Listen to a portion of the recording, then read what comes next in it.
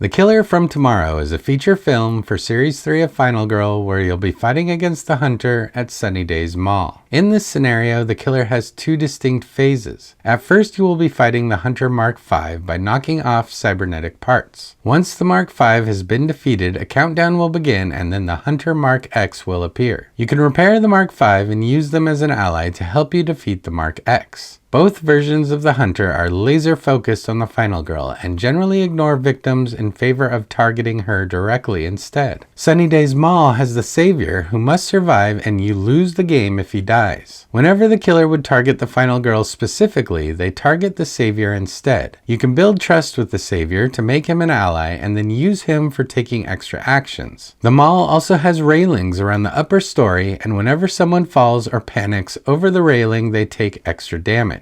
In this video, I'll go over the special rules for Hunter and Sunnydaze Mall and clarify some commonly misplayed rules and cards. If you want a general overview of how to play Final Girl, then check out my rules video before you watch this one. Note that in this video I'll be calling the Red Killer the Mark V and the Silver Killer the Mark X just because that's what I'm used to. But you could also call the Red Killer the Mark V or the Silver Killer the Mark X depending on your preference. Set up the location as normal, and then we need to set up the Savior, who is represented by the orange Special Victim meeple. Find the S space on the setup card and place the orange meeple there. Then put the Savior ally card next to the game board, add 4 hearts for his health as shown here, and place 4 white action cubes nearby. Put the trust card next to his ally card and put the blue trust marker at the bottom level called Go to Hell. Shuffle the 10 Savior cards to form the Savior deck and put them next to the Terror deck. Finally, place the Chopper vehicle token at the atrium and add the 2 Build Trust action cards to the action tableau. Now we need to set up the Hunter. The Hunter starts with 15 health and comes with some 5 times health multiplier tokens to make things easier. So you can use 2 of the 5 times health tokens,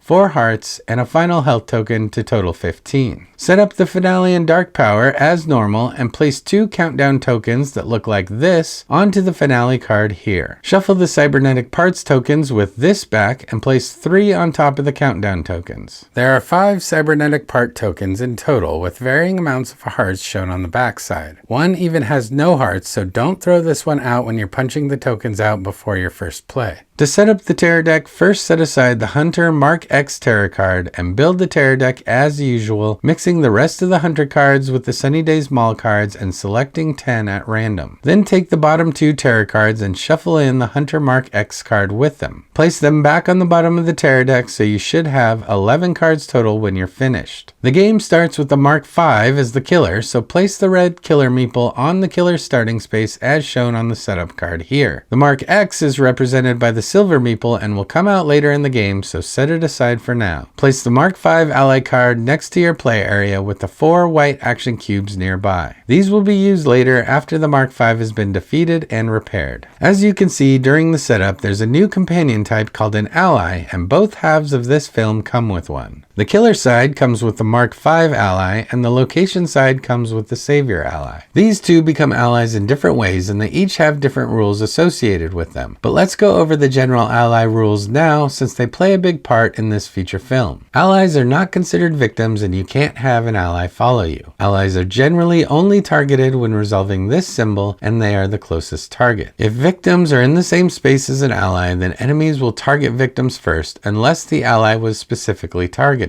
Allies cannot use items, victims will not follow allies, and allies cannot save victims. When you and an ally are in the same space and one of you is attacked, you can choose who in that space will receive the attack, either you or the ally. Allies have health, for instance the Savior has 4 health, but they do not have a final health token, so once they lose their last health they are killed for good. One of the more unique things about allies is that they use action cubes to take actions during the action phase. They have 4 white action cubes available and the actions are listed on their ally card here. To take an action during the action phase, place an action cube on the leftmost space for the action you'd like to take and make sure that there are no action cubes already in that row. For example, you can move the Savior 1 space by placing an action cube here because the row is empty, but you couldn't reduce the horror by 1 because there's already a cube in that row. Notice the bottom row says to reduce damage from an attack by 1. You can use this action outside of the action phase because it's a reaction. So for instance, if the Savior is attacked during the killer phase, you can place a cube here to reduce the damage they take by 1. If all 4 cubes have already been used, then you won't be able to take another action until a cube becomes available again. During the upkeep phase, you slide all action cubes to the right, and any that slide off the end become available to use again. In this way, most actions are only available to be used every other turn. However, the Mark V has a move action that only has 1 box, so it'll slide off during upkeep, and you can do that action every turn if you want. When you mix and match locations and killers, there's a few rules to keep in mind. Most effects that damage you, the final girl, will also damage allies, and most effects that would affect your movement will also affect allies' movement. When things are unclear, just use the rules of ambiguity to resolve them. Sunnydaze Mall is a location with 6 stores on the upper story, 2 food court spaces on the bottom story, and railing spaces surrounding the food court. The Savior is a young teenager upon whom the fate of the human race depends. He is part of the location, and if the Savior ever dies, then the game ends immediately in a loss. The Savior is an ally, but his actions are limited based on his current trust level shown on the trust card. His trust level starts at the bottom, called Go to Hell, and at this level you cannot take any actions with him. If you build trust and get to the next level called Eat Me, then you'll unlock the bottom 2 actions on his ally card here. If you increase trust again to the I Guess You're Okay level, then you'll unlock his 2 move actions. And if you get trust all the way to the top, then you'll have access to all 5 of his actions. If trust is ever at the top and you increase it again, then you'll reduce horror as shown here. And if trust is ever at the bottom and decreases, then you'll increase horror as shown here. To increase his trust level, you'll need to play the new action card called Build Trust. There are 2 Build Trust cards in the action tableau, and they cost 2 time to purchase. You can only play these cards during the action phase if you are in the same space as the Savior. On 3 successes, you increase trust by 2 and reduce horror by 1. On 2 successes, you increase trust by 1. On 1 success, you increase trust by 1 and lose a time. And on a failure, you gain a horror and lose 2 time. When trust increases, just move the blue marker on the trust card to show this. When you increase trust to a new level, you immediately have access to all the new actions. During the upkeep phase, you'll now draw a Savior card and resolve it. Each card will have a number of effects based on the Savior's current trust level. In this example, since the current trust level is at Eat Me, we'll move the Savior 2 spaces away from the final girl. Once the Savior deck runs out, or if the Savior ever exits the board, then you'll stop resolving Savior cards during the upkeep phase. You don't shuffle the discard pile. It's worth pointing out that some of these cards only take effect if you are in the same space or adjacent to the Savior. If you are not, then you'll ignore the card and draw another. Speaking of exiting the board, once you get to the highest trust level of I Believe You, then the Savior can now exit the board. If he's on an exit space during the action phase, you can choose to have him exit, and the final girl doesn't even need to be with him. When the Savior exits, remove him from the board and immediately gain all unclaimed victim save rewards on your final girl card. That's right,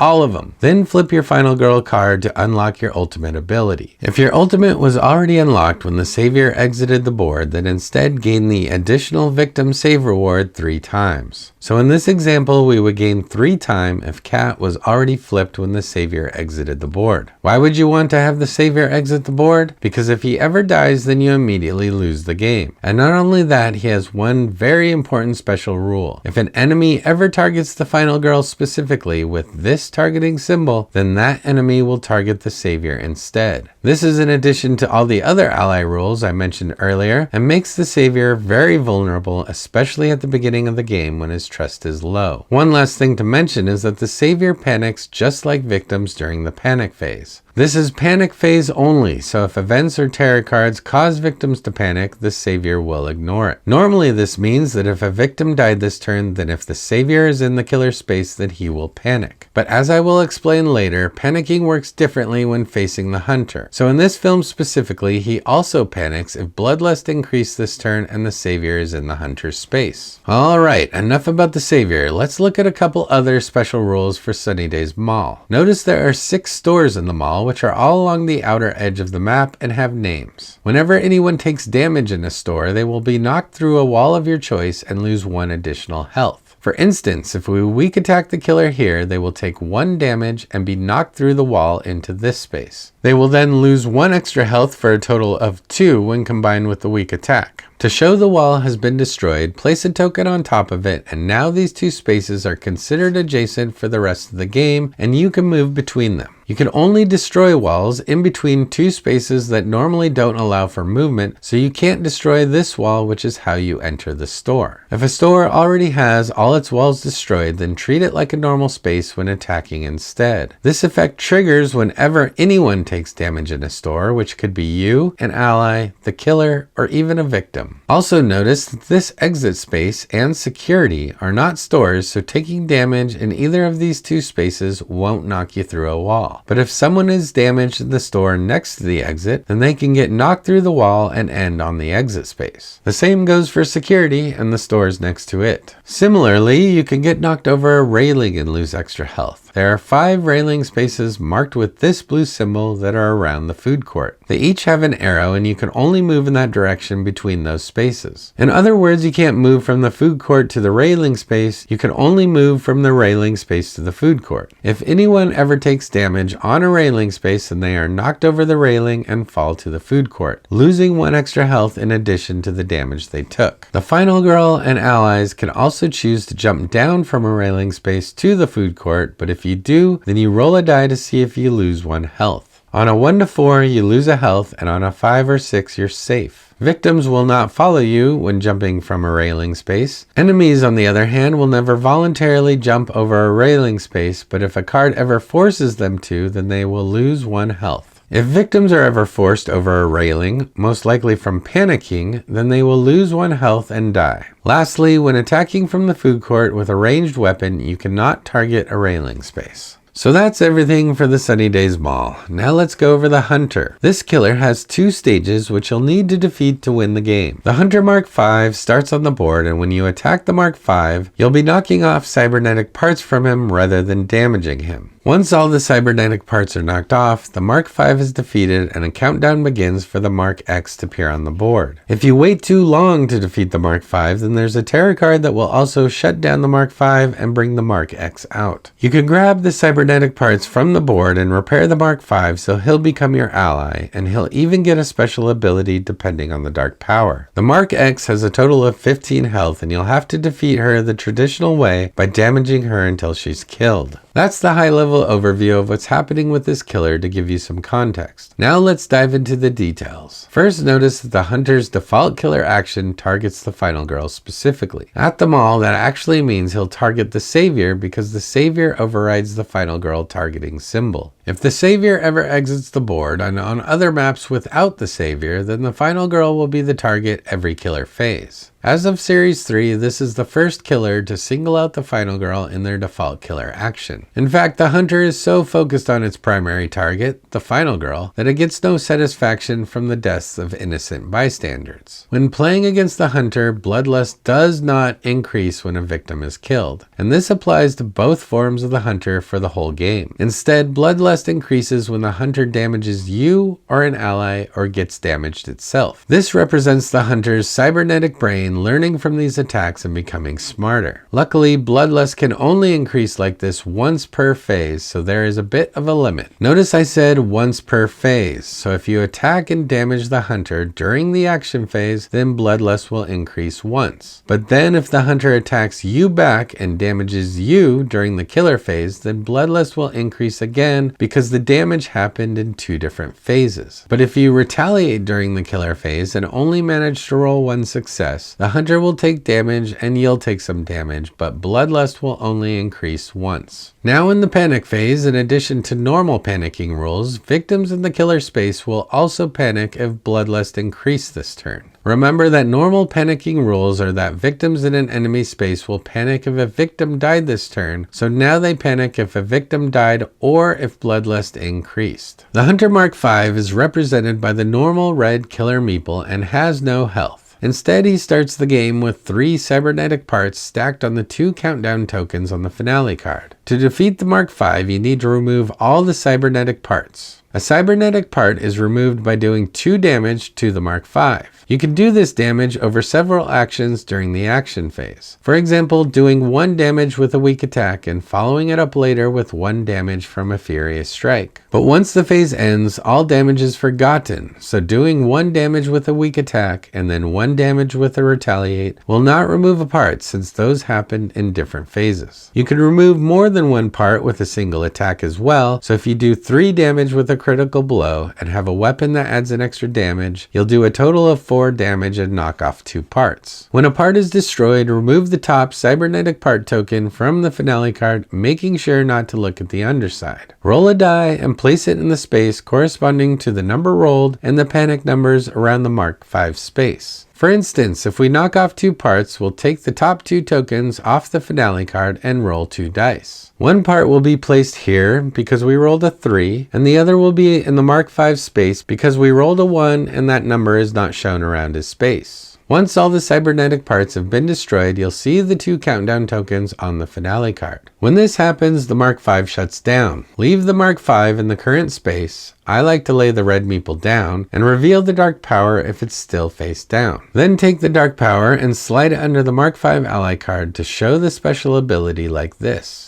If you defeated the Mark V during the action phase, then you may continue your turn. Otherwise, the phase ends immediately. Once the Mark V is defeated, it is no longer considered an enemy or killer. Now there's a countdown to the Mark X appearing on the board. During the killer phase, you do nothing except discard a countdown token and increase Bloodlust by 1. And there's a Bloodlust symbol on each token as a reminder. You do not do the default killer action on the back of the finale card, and you do not draw a terror card. All you do is discard a countdown token and increase Bloodlust. When the second token is discarded, then draw a new setup card and place the silver Mark X meeple on the killer's starting space shown on the new setup card. The Mark X is now the active killer, and on the next turn she'll do the killer action on the finale card and draw a terror card like normal. Note that it's a common mistake to assume that this triggers the finale, but it does not. You will continue doing the default killer action and drawing a terror card until the terror deck runs out. There's another way that the Mark X can come out on the board that does trigger the finale, and that happens when you draw the Hunter Mark X terror card, which will be one of the last 3 terror cards in the game. This is a special terror card that cannot be discarded or removed from the game for any reason. If it would be discarded, then resolve the whole card before discarding it.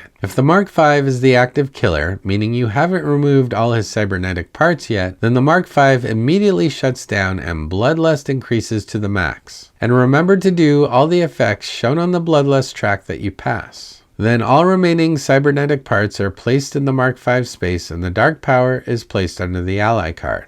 Leave any minor dark powers that were attached to the Mark V in play. Then if the Mark X isn't on the board, discard all the countdown tokens, draw a new setup card, and place the silver Mark X meeple in the killer's starting space. Finally, discard all remaining terror cards and reveal the finale. Luckily, to help you out, you can repair the Mark V and make him your ally as discussed earlier. To do this, you'll need to repair him with cybernetic parts. As soon as his parts start dropping on the board, you can pick them up by ending your movement in their space and spending 1 time. Put the part token in your backpack and make sure not to look at the other side yet. If there are multiple parts in the same space, then spend 1 time for each part that you want to pick up.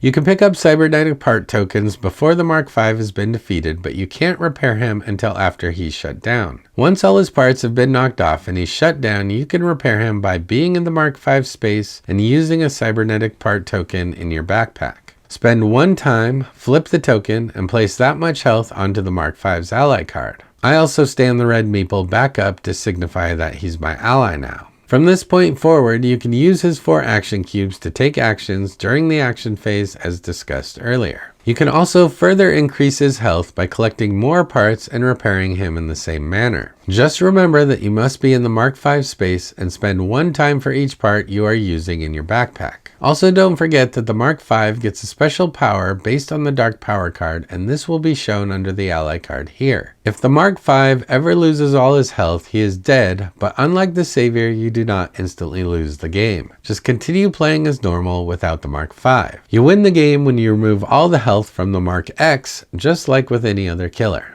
So that's all the special rules for Hunter and the Sunnydaze Mall. Now I'm going to go over some commonly misplayed rules and cards. As you can probably tell, this is one of the most complex feature films in terms of extra rules to learn, so I'd say the most common mistakes tend to be just forgetting one of these new special rules. In particular, Bloodlust doesn't increase when victims are killed, but instead when you damage the hunter or the hunter damages you or an ally. This still applies to the Hunter Mark X too, so even if she comes out when Bloodlust is relatively low, it'll be increasing steadily each time you attack her. And also don't forget that this is capped at once per phase, so it's beneficial to use multiple attacks all in the same turn to take advantage of this. But beyond that, I always like to remind people that killers never waste an attack. So even though the hunter is targeting the final girl specifically, it'll still attack whatever space it ends in, even if it can't reach the final girl. And victims will still die from these attacks, although they won't increase bloodlust. Next, the rules for railings and destroying store walls specifically say that the killer loses health rather than taking extra damage. But this will still count as an extra damage when attacking the Mark V, and thus it can help you knock off cybernetic parts. For instance, doing 1 damage with a weak attack on a railing space will knock the Mark V down into the food court, where he'll take an extra damage and drop a cybernetic part. Next, don't forget that allies will not follow you, and you need to use an action cube on a move action for them to actually move. This is especially easy to forget with the Savior, who is represented by the orange special victim meeple. The Hunter Mark X tarot card is actually divided into 3 distinct sections, and you check each section one by one. The most obvious case is when the Mark V is still active, and that's when you do all 3 sections as discussed earlier. However, if the Mark V is shut down but the Mark X isn't on the board yet, then you'll do the last 2 sections. You'll discard the remaining countdown tokens, draw a new setup card,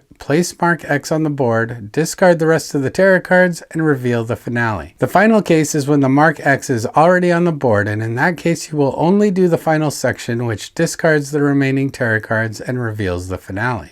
Next, Cat's Ultimate can get a bit confusing with the Boomsticks at the mall. If you have a boomstick in each hand, you can use both when attacking, and Cat's Ultimate will add 2 damage when using a gun. You only get this bonus once, even when using 2 guns, so in total you'll get 4 extra damage. However, the Boomsticks also add an extra damage if used on a railing space or if knocking an enemy through a store wall. Those bonuses can stack, so you'll get 2 damage from the Boomsticks, 2 damage from being on a railing space, 2 damage from Cat's Ultimate, plus they'll lose 1 additional health after going over the railing, so you're effectively doing 7 extra damage. Finally, when the Mark V gets a minor dark power, future attacks will remove damage from the minor dark power first, and you'll need to do enough damage to get rid of the minor dark power before you can resume damaging the Mark V and knocking off more cybernetic parts. Also, if there are any minor dark powers left on the Mark V when the Mark X comes out, then the Mark X will inherit those same minor dark powers. They don't go away. Alright, and that's how you play The Killer from Tomorrow. Let me know in the comments what you think of this feature film and how you'd rate it compared to the others in Series 3. If you found this video helpful, please give it a thumbs up and consider subscribing to me on YouTube. If you want to check out more of my videos, then click the links on the screen, and maybe you'll find a new game to play. And with that, Michael Skeleton is out.